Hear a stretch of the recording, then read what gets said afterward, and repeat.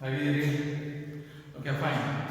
So today we are discussing the concept, the limitation of social survey. I think you already know about the meaning of social survey, the definition of the social survey, then the advantages, the types of the social survey, and what we call the advantages of the social survey. Those are all completed in the last class. The last concept of the survey method, that is the limitation of social survey. So I have already told with you the survey is very familiar and it is a new trend in the society. So when the government or the any NGOs or any person know about the problems of a person or the problem of a community or the society, definitely they conducted or they can give the first preference to conduct the survey. It may be the political, socio-economical survey, political survey, or the population survey, etc. etc. The first preference goes to the social survey. In this way, there is a lot of advantages in social survey method. But at the same time, the survey can also having their own limitations. We can't apply the survey in whole things or the whole problems in our society. So that's why there is a limitations. So in this class, we are discussing such type of the limitation or what are the limitations when taking the survey or the conducting the survey in our society. Okay. ಸಾಮಾಜಿಕ ಸಮೀಕ್ಷೆಯ ಸಾಕಷ್ಟು ಅಂಶಗಳನ್ನು ಕಳೆದ ಕ್ಲಾಸ್ಗಳಿಂದ ನಾವು ನೋಡ್ತಾ ಹೋಗ್ತಾ ಇದ್ವಿ. ಸಾಮಾಜಿಕ ಸಮೀಕ್ಷೆ ಅನ್ನುವಂಥದ್ದು ಇವತ್ತಿನ ಒಂದು ಟ್ರೆಂಡ್ ಕೂಡ. ಸರ್ಕಾರ ಅಥವಾ ಸಮಾಜ ಅಥವಾ ವ್ಯಕ್ತಿ ತನ್ನ ಯಾವುದೇ ಸಮಸ್ಯೆಗಳ ಬಗ್ಗೆ ಅಥವಾ ಜನರ ಬಗ್ಗೆ ಮಾಹಿತಿಯನ್ನು ತಿಳ್ಕೊಳ್ಬೇಕಾದ್ರೆ ಆತ ಕೊಡ್ತಕ್ಕಂಥ ಮೊದಲ ಪ್ರಿಫರೆನ್ಸ್ ಯಾವುದಕ್ಕೆ ಅಂತ ಹೇಳಿದ್ರೆ ಅದು ಸೋಷಿಯಲ್ ಸರ್ವೆ ಅನ್ನೋದಕ್ಕೆ. ಆದರೆ ಹಾಗಂತ ಹೇಳ್ಬಿಟ್ಟು ಸಾಮಾಜಿಕ ಸಮೀಕ್ಷೆಗಳಲ್ಲಿ ಲಿಮಿಟೇಷನ್ ಇತಿಮಿತಿಗಳೇ ಇಲ್ವಾ ಅಂತ ನೀವು ಕೇಳಿದ್ರೆ ಖಂಡಿತ ಲಿಮಿಟೇಷನ್ಸ್ಗಳಿದ್ದಾವೆ, ಇತಿಮಿತಿಗಳಿದ್ದಾವೆ. ಅದು ಹ್ಯುಮ್ಯಾನಿಟೀಸ್ಗಳಿಗೆ ಸಂಬಂಧಪಟ್ಟಂತೆ ನಾವು ನೋಡಿದಾಗ, ಸಮಾಜ ವಿಜ್ಞಾನಗಳಿಗೆ ಸಂಬಂಧಪಟ್ಟಂತೆ ನೋಡಿದಾಗ ಲಿಮಿಟೇಷನ್ಸ್ಗಳಿಲ್ಲದೆ ಇರತಕ್ಕಂತಹ ಯಾವುದೇ ಒಂದು ವಿಧಾನವನ್ನು ನಾವು ಪರಿಗಣಿಸಲಿಕ್ಕೆ ಸಾಧ್ಯತೆ ಇಲ್ಲ ಅಥವಾ ನೋಡಲಿಕ್ಕೆ ಸಾಧ್ಯತೆ ಇಲ್ಲ. ಸೊ ಹಾಗಾಗಿ ಕಂಪೇರ್ ಲಿಮಿಟೇಷನ್ ಅಡ್ವಾಂಟೇಜಸ್ಗೆ ಕಂಪೇರ್ ಮಾಡಿದಾಗ ಲೆಸ್ ಲಿಮಿಟೇಷನ್ ಯಾವುದಿದೆ, ಯಾವುದು ಕಡಿಮೆ ಇತಿಮಿತಿಗಳನ್ನು ಹೊಂದಿದೆಯೋ ಅದನ್ನು ನಾವು ಗುಡ್ ಮೆಥಡ್ ಅಂತ ಹೇಳಿ ಕನ್ಸಿಡರ್ ಮಾಡ್ತಕ್ಕಂಥದ್ದು, ಅದನ್ನು ತೆಗೆದುಕೊಳ್ಳೋದು. ಆ ದೃಷ್ಟಿಯಲ್ಲಿ ಸೋಷಿಯಲ್ ಸರ್ವೆಯನ್ನು ಅತ್ಯಂತ ಹೆಚ್ಚಾಗಿ ರಾಜಕೀಯ, ಸಾಮಾಜಿಕ, ಆರ್ಥಿಕ ಕ್ಷೇತ್ರಗಳಲ್ಲಿ ಮತ್ತು ಜನಸಂಖ್ಯೆಯ ಬಗ್ಗೆ ಮಾಹಿತಿಯನ್ನು ಕಲೆ ಹಾಕುವಾಗ ಅದಕ್ಕೆ ಮೊದಲ ಆದ್ಯತೆಯನ್ನು ಫಸ್ಟ್ ಪ್ರಿಫರೆನ್ಸ್ ಅನ್ನು ಕೊಡ್ತಾ ಇದೆ. ಸೊ ಅದರಲ್ಲಿರ್ತಕ್ಕಂಥ ಲಿಮಿಟೇಷನ್ಸ್ಗಳು ಯಾವುದು ಅಂತ ಹೇಳಿದಾಗ ಒಂದು ಇಟ್ಸ್ ಎ ಕಾಸ್ಟ್ಲಿ ಮೆಥಡ್.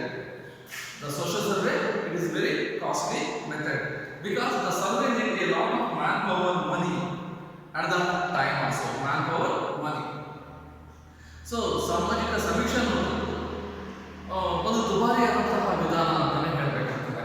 ಯಾಕಂತ ಹೇಳಿದ್ರೆ ಸಾಮಾಜಿಕ ಸಮೀಕ್ಷೆ ಅಂತ ಹೇಳುವಾಗ ಅದನ್ನು ಅರ್ಥೈಸುವಾಗ ನಾವು ಹೇಳ್ತೇವೆ ಒಂದು ವಿಶಾಲವಾದಂತಹ ಭೂಪ್ರದೇಶದಲ್ಲಿ ಚದುರಿ ಹೋಗಿರುವ ಅಥವಾ ಹರಡಿ ಹೋಗಿರುವಂತಹ ಜನರ ಬಗ್ಗೆ ಅಂಕಿಅಂಶಗಳನ್ನು ಅಥವಾ ಮಾಹಿತಿಯನ್ನು ಕಲೆ ಹಾಕ್ತಕ್ಕಂಥ ವಿಧಾನವನ್ನ ಸಾಮಾಜಿಕ ಸಮೀಕ್ಷೆ ಅಂತ ಹೇಳ್ತೇವೆ ಅನ್ನೋದನ್ನ ನಾವು ಪ್ರಾರಂಭದಲ್ಲಿ ಹೇಳ್ತೇವೆ. ಅಂದ್ರೆ ಅದರ ಅರ್ಥ ಸಾಮಾಜಿಕ ಸಮೀಕ್ಷೆಯ ಕ್ಷೇತ್ರ ಏನಿದೆ ವಿಶಾಲವಾಗಿರ್ತದೆ ಅನ್ನೋದನ್ನ ನಾವು ಒಪ್ಕೊಳ್ಳೇಬೇಕಾಗ್ತದೆ. ಹೀಗೆ ವಿಶಾಲವಾದಂತಹ ಕ್ಷೇತ್ರಗಳನ್ನು ಅಧ್ಯಯನ ಮಾಡುವಂತಹ ಸಂದರ್ಭದಲ್ಲಿ ಅದಕ್ಕೆ ಹೆಚ್ಚಿನ ಮ್ಯಾನ್ ಪವರ್ ಅಥವಾ ಮಾನವ ಸಂಪನ್ಮೂಲಗಳು ಬೇಕಾಗ್ತವೆ. ಮಾನವ ಸಂಪನ್ಮೂಲಗಳು ಜಾಸ್ತಿ ಅಂತ ಹೇಳಿದ್ರೆ ಯೂಶುವಲಿ ಅಲ್ಲಿ ಲೇಬರ್ ಅಥವಾ ಅದಕ್ಕೆ ಬೇಕಾದ ಶ್ರಮ ಅನ್ನುವಂಥದ್ದು ಜಾಸ್ತಿ. ಇವು ಎರಡಕ್ಕೂ ಕೂಡ ನಾವು ಪೇಮೆಂಟ್ ಮಾಡಬೇಕು ಅಂತ ಹೇಳಿದ್ರೆ ಸೊ ಅದನ್ನ ನಾವು ಕಾಸ್ಟ್ಲಿ ಮೆಥಡ್ ಅಂತಾನೆ ಕರಿಬೇಕು, ದುಬಾರಿಯಾದಂತಹ ವಿಧಾನ ಅಂತಾನೆ ಕರಿಬೇಕಾಗ್ತದೆ.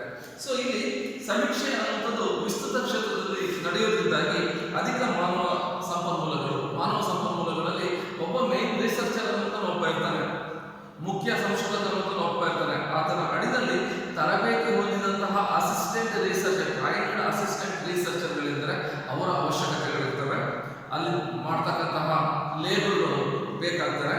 ಅದೇ ರೀತಿಯಾಗಿ ಟೆಕ್ನಿಷಿಯನ್ಸ್ಗಳು ಬೇಕು, ಕ್ಯಾಮ್ರಾಮನ್ಗಳು ಬೇಕು, ಆಮೇಲೆ ಕ್ವಶನೇರನ್ನು ಪ್ರಿಪೇರ್ ಮಾಡಲಿಕ್ಕೆ ಬೇಕು. ಹೀಗೆ ಎಡಿಟಿಂಗ್ ಮಾಡೋದಕ್ಕೆ, ಟ್ಯಾಬ್ಲೇಷನ್ ಮಾಡೋದಕ್ಕೆ ಇವೆಲ್ಲವೂ ಕೂಡ ಸಾಕಷ್ಟು ಸಂಖ್ಯೆಯ ಸಮೀಕ್ಷಾಕಾರರು ನಮಗೆ ಬೇಕಾಗ್ತದೆ. ನೀವು ನೋಡ್ತೀರಾ ಪಾಪ್ಯುಲೇಷನ್ ಬಗ್ಗೆ ಸೆನ್ಸಸ್ ಅನ್ನು ಮಾಡ್ತಾರೆ. Census is one type of the survey, ನಿಮ್ಗೆ ಗೊತ್ತುಂಟು.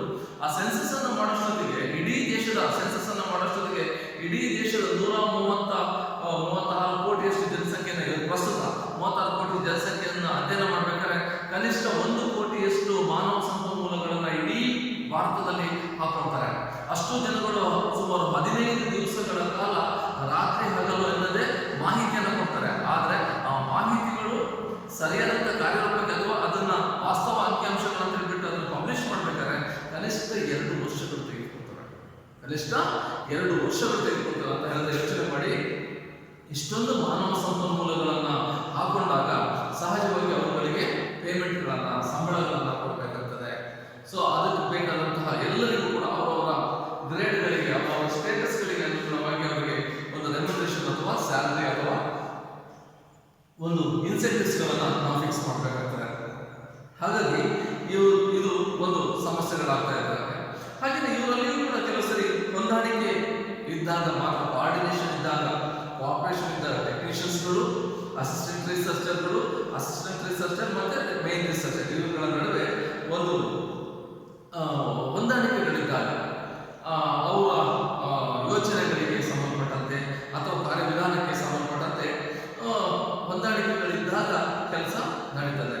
ಕೆಲಸ ಬೇಗ ನಡೀತದೆ ಅಂತ ಹೇಳಿದ್ರೆ ಶ್ರಮ ಕಡಿಮೆ ಸಾಕು, ಕಡಿಮೆ ಖರ್ಚಿನಲ್ಲಿ ಕುಡಿತದೆ. ಆದ್ರೆ ಟೋಟಲಿ ನಾವು ಈ ಒಂದು ವಿಸ್ತೃತವಾದಂತಹ ಸಮಾಜವನ್ನು ಅಧ್ಯಯನ ಮಾಡುವಂತಹ ಸಂದರ್ಭದಲ್ಲಿ ಯೂಶಲಿ ನಮಗೆ ಟೈಮ್ ಬೇಕು, ಲೇಬರ್ ಬೇಕು, then the man power, then the money, the financial resources. It's very important to when we are conducting the social survey. So that's why the social survey is one of the costliest method in the research methodology. It's the one limitation of the social survey. ಎರಡನೇದು ನಾವು ನೋಡ್ತಕ್ಕಂಥದ್ದು no uniformity in data collection ಅಂತ ಹೇಳಿ. No uniformity in data collection. ಅಂಕಿಅಂಶಗಳನ್ನು ಕಲೆ ಹಾಕ್ತಕ್ಕಂಥ ಸಂದರ್ಭದಲ್ಲಿ ಅದಕ್ಕೆ ನಾವು ಏಕರೂಪತೆಗಳನ್ನ ನೋಡಲಿಕ್ಕೆ ಸಾಧ್ಯತೆ ಇಲ್ಲ ಅನ್ನೋದು ಇದ್ರ ಬಗ್ಗೆ ಇರತಕ್ಕಂತಹ ಎರಡನೇ ಒಂದು ಮಿತಿ. ಯಾಕೆ ಇರೋದಿಲ್ಲ ಅಂತ ಹೇಳಿದ್ರೆ ಸಮೀಕ್ಷೆಯಲ್ಲಿ ಹಲವು ಸಂಶೋಧಕರು ಕೆಲಸ ನಿರ್ವಹಿಸುವುದರಿಂದ ಅವರು ಬಳಸತಕ್ಕಂತಹ ತಂತ್ರಗಳಲ್ಲಿ ವ್ಯತ್ಯಾಸವಿದ್ದು ಮಾಹಿತಿಗಳಲ್ಲಿ ಏಕರೂಪತೆ ಇರಲಿಕ್ಕೆ ಸಾಧ್ಯತೆ ಇಲ್ಲ ಅನ್ನೋದು ಒಂದು. ಅಂದ್ರೆ ಸಮೀಕ್ಷೆಯನ್ನು ನಡೆಸ್ತಕ್ಕಂಥ ಸಂದರ್ಭದಲ್ಲಿ ಕೆಲವರನ್ನ ಸಂದರ್ಶನ ಮಾಡ್ತಾರೆ, ಕೆಲವರನ್ನ ಅವಲೋಕಿಸ್ತಾರೆ, ಕೆಲವರನ್ನ ಪ್ರಶ್ನಾವಳಿಗೆ ಒಳಪಡಿಸ್ತಾರೆ, ಇನ್ನು ಕೆಲವು ವಿಷಯಗಳನ್ನು ವಿಷಯ ಅಧ್ಯಯನ ಪದ್ಧತಿಗೆ ಒಳಪಡಿಸ್ತಾರೆ. ಕಾರಣ ಏನಪ್ಪ ಅಂತ ಹೇಳಿದ್ರೆ ಸಮಾಜದಲ್ಲಿ ಹಲವು ರೀತಿಯ ಜನಗಳಿರ್ತಾರೆ. ಎಲ್ಲರನ್ನೂ ಕೂಡ ಏಕರೂಪದಲ್ಲಿ ಸಮೀಕ್ಷೆ ಮಾಡ್ಲಿಕ್ಕೆ ಸಾಧ್ಯತೆ ಆಗೋದಿಲ್ಲ. ಈಗ ಉದಾಹರಣೆಗೆ ಅಕ್ಷರಸ್ಥರು ಮತ್ತು ಅಕ್ಷರಸ್ಥರಿಗೆ ಪ್ರಶ್ನಾವಳಿಯನ್ನು ನಾವು ಉಪಯೋಗಿಸಿದ್ರೆ ಅನಕ್ಷರಸ್ಥರಿಗೆ ಪ್ರಶ್ನಾವಳಿಯನ್ನು ಉಪಯೋಗಿಸಲಿಕ್ಕೆ ಬರೋದಿಲ್ಲ. ನಾವು ಸಂದರ್ಶನವನ್ನು ಮಾಡಬೇಕಾಗ್ತದೆ ಅಥವಾ ಅವಲೋಕನವನ್ನು ಮಾಡಬೇಕಾಗ್ತದೆ. ಇನ್ನು ಸಂಪ್ರದಾಯಸ್ಥ ಪುರುಷರು ಹೇಗಿದ್ದಾರೆ ಹಾಗೆ ಮಹಿಳೆಯರು ಕೂಡ ಇರ್ತಾರೆ. ಕೆಲವು ಧರ್ಮಗಳಲ್ಲಿ ಈ ಸಮೀಕ್ಷೆಗಾರರಿಗೆ ಮಾಹಿತಿಯೇ ಕೊಡೋದಿಲ್ಲ. ಸೊ ಅಂತ ಸಂದರ್ಭದಲ್ಲಿ ಅವರನ್ನು ಅವಲೋಕನೆಗೆ ಒಳಪಡಿಸಬೇಕಾಗ್ತದೆ, ನೇರವಾಗಿ ಮಾತಾಡಿಸಲಿಕ್ಕೆ ಸಾಧ್ಯತೆ ಆಗೋದಿಲ್ಲ. ಇಂತಹ ಮಿತಿಗಳು ಇದು ಅಂದ್ರೆ ಈಗ ಒಂದು ವಿಶಾಲವಾದ ಭೂಪ್ರದೇಶದಲ್ಲಿ ಹೀಗೆ ವಿಭಿನ್ನ ರೀತಿಯಾದಂತಹ ಜನಗಳು ಇದ್ದಾಗ ಸಹಜವಾಗಿ ಎಲ್ಲ ಸಮಸ್ಯೆಗಳು ಕೂಡ ಉದ್ಭವಿಸ್ತವೆ. ಸೊ ಆ ಕಾರಣಕ್ಕೋಸ್ಕರ ಸಾಮಾಜಿಕ ಸಮೀಕ್ಷೆ ಕಲೆ ಹಾಕ್ತಕ್ಕಂತಹ ಮಾಹಿತಿಯಲ್ಲಿ ನಾವು ಏಕರೂಪತೆಗಳನ್ನು ಕಾಣಲಿಕ್ಕೆ ಸಾಧ್ಯತೆ ಇಲ್ಲ ಅನ್ನುವಂಥದ್ದು ವಾಸ್ತವ. ಪ್ರತಿಯೊಬ್ಬರು ಕೂಡ ತನ್ನದೇ ಆದಂತಹ ವಿಧಾನವನ್ನ ಅನುಸರಿಸ್ತಾ ಹೋಗ್ತಾರೆ. ಈಗ ನಾವು ಸೆನ್ಸಸ್ ಅನ್ನು ನೋಡ್ತೇವೆ. ಸೆನ್ಸಸ್ ನಲ್ಲಿ ಕ್ವಶನ್ಗಳನ್ನ ರೆಡಿ ಮಾಡ್ಕೊಂಡಿರ್ತಾರೆ. ಆ ಕ್ವಶನ್ಗಳನ್ನ ಹಿಡ್ಕೊಂಡ್ಬಂದು ಸಮೀಕ್ಷಾಕಾರರು ಅಥವಾ ಸರ್ವೇಯರ್ಗಳು ಮನೆಗೆ ಬರ್ತಾರೆ. ಜನಗಣತಿ ಮಾಡುವಾಗ ಅಲ್ಲಿ ಯಜಮಾನನ ಹತ್ರ ಕೂತ್ಕೊಂಡ್ಬಿಟ್ಟು ಅವನ ಹತ್ರ ಮಾಹಿತಿಗಳನ್ನು, ಅವನಿಗೆ ಪ್ರಶ್ನೆಗಳನ್ನ ಕೇಳಿ ಅಲ್ಲಿಂದ ಅವನು ಸುಳ್ಳು ಹೇಳ್ತಾ ಇದ್ದಾನೆ ಇಲ್ಲ ಅಂತ ಹೇಳ್ಬಿಟ್ಟು ಆತ ಮನೆಯ ಸುತ್ತಲ ವಾತಾವರಣವನ್ನ ಅವಲೋಕಿಸ್ತಾರೆ. ಅವರನ್ನ ಪ್ರಶ್ನೆ ಕೇಳಿ ಅದಕ್ಕೆ ಸಂದರ್ಶನ ಮಾಡ್ತಾರೆ. ಆನಂತರ ಮಾಹಿತಿಗಳನ್ನ ಕಲೆ ಹಾಕ್ತಾರೆ. ಆನಂತರ ಅವರಿಂದ ಸಹಿಯನ್ನ ಅಥವಾ ಒಪ್ಪಿಗೆಯನ್ನ ಪಡೆದುಕೊಳ್ತಾರೆ. ಇದು ಒಂದು. ಅದೇ ಸಾರ್ವಜನಿಕ ನೋಂದಣಿ ಅನ್ನುವಂತಹ ಸಮೀಕ್ಷೆಗಳನ್ನು ನೋಡಿದಾಗ ಆ ಸಂದರ್ಭಗಳಲ್ಲಿ ಜನಗಳು ತಾವಾಗಿ ನೋಂದಣಿಯನ್ನು ಮಾಡಲಿಲ್ಲ ಅಂತ ಹೇಳಿದಾಗ ಸಹಜವಾಗಿ ಅದರಲ್ಲಿ ಅವಲೋಕನವನ್ನು ಮಾಡಬೇಕಾಗ್ತದೆ, ಅಥವಾ ಸಂದರ್ಶನವನ್ನು ಮಾಡಬೇಕಾಗ್ತದೆ.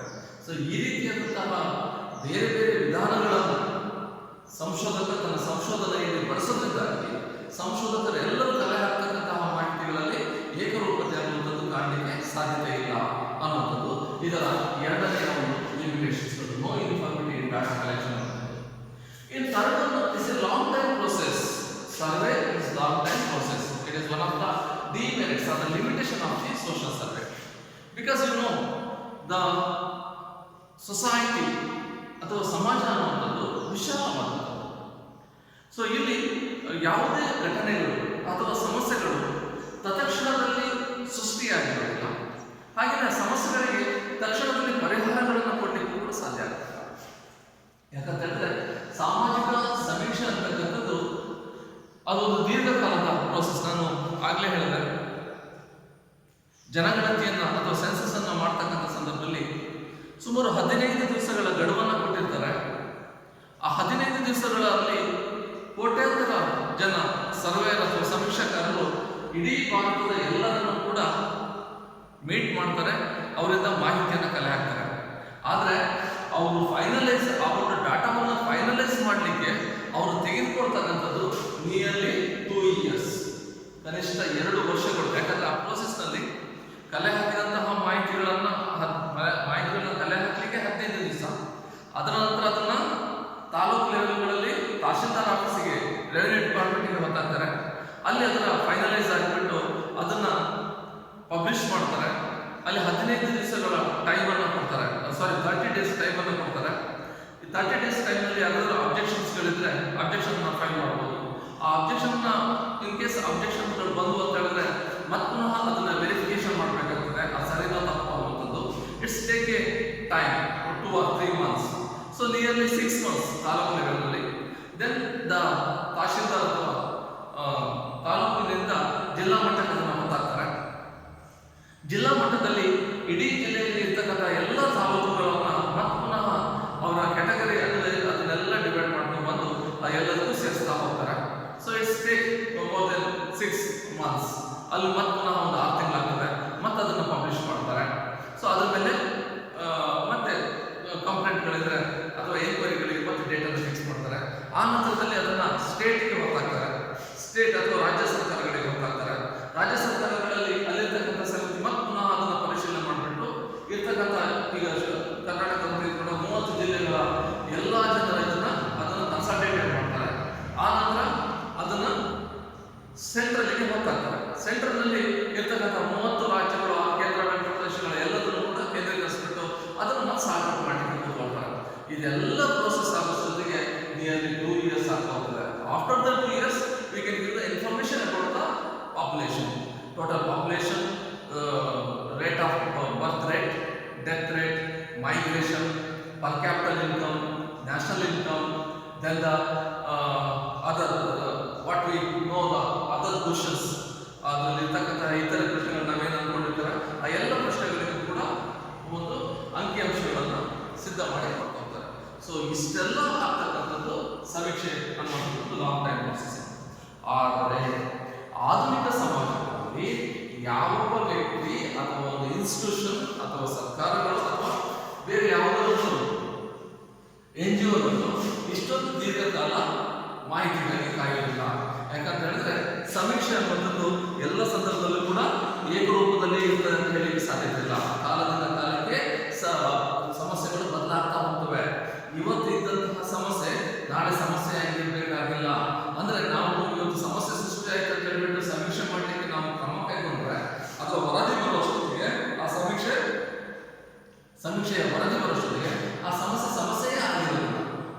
ಆ ಸಮಸ್ಯೆ ಸಾಮಾನ್ಯವಾಗಿ ಹೋಗಿರ್ತದೆ. ಜನಗಳಿಗೆ ಅದೊಂದು ಇಟ್ಸ್ ಎ ಕಾಮನ್ ಅಂತ ಹೇಳ್ಬಿಟ್ಟು ಅವರು ಡಿಸೈಡ್ ಮಾಡಿರ್ತಾರೆ. ಅಂತ ಸಂದರ್ಭದಲ್ಲಿ ಸಮೀಕ್ಷಾಕಾರ ತಾನು ಸಂಶೋಧನೆಯನ್ನು ಮಾಡಿ ಸಮೀಕ್ಷೆಯನ್ನು ಮಾಡಿಬಿಟ್ಟು ಉತ್ತರವನ್ನು ಕೊಟ್ಟರೆ ಯಾರು ಕೂಡ ಅದಕ್ಕೆ ನಿರೀಕ್ಷಣೆ ಮಾಡೋದಿಲ್ಲ, ಅದಕ್ಕೆ ಯಾರು ಕಾಯ್ತಾ ಇರೋದಿಲ್ಲ, ಅಥವಾ ಕೊಟ್ಟಂತ ವರದಿ ಯಾವುದೇ ಮಾಡಿಫಿಕೇಶನ್ ಮಾಡಲಿಕ್ಕೆ ಕೂಡ ಸಾಧ್ಯ ಆಗ್ತದೆ. ಸೊ ಟೋಟಲ್ ಜನಗಳಿಗೆ ಬೇಕಾಗಿರ್ತಕ್ಕಂಥ ಕೂಡಲೇ ಬರಬೇಕು, ಇಮಿಡಿಯೇಟ್ ಅವರ ರೆಸ್ಪಾನ್ಸ್ ಅನ್ನು, ಅವರ ಪ್ರಾಬ್ಲಮ್ ಅನ್ನು ತಿಳ್ಕೊಬೇಕು, ಅದಕ್ಕೆ ಸೊಲ್ಯೂಷನ್ ಮಾಡಬೇಕು. ಇದು ಮಾತ್ರ. ಆದರೆ ಸಮೀಕ್ಷೆ ಅದೊಂದು ದೀರ್ಘಕಾಲದ ಒಂದು ಕಾರ್ಯಕ್ರಮ ಆಗಿರೋದು